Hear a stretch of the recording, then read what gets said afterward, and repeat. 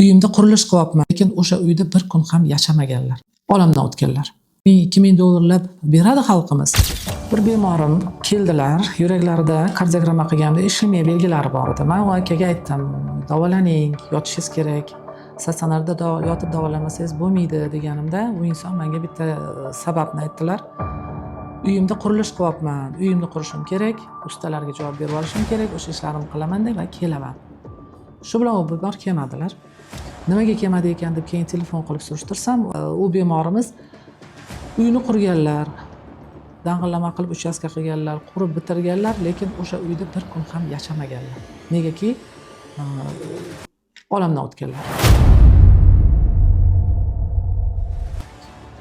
Hissadan hissa shuni aytmoqchimanki, uy qurib, dang'illama uy qurishga va artistlarga mana birrov kelib ketishiga fonogramma aytsa ham 1000-2000 dollarlab beradi xalqimiz.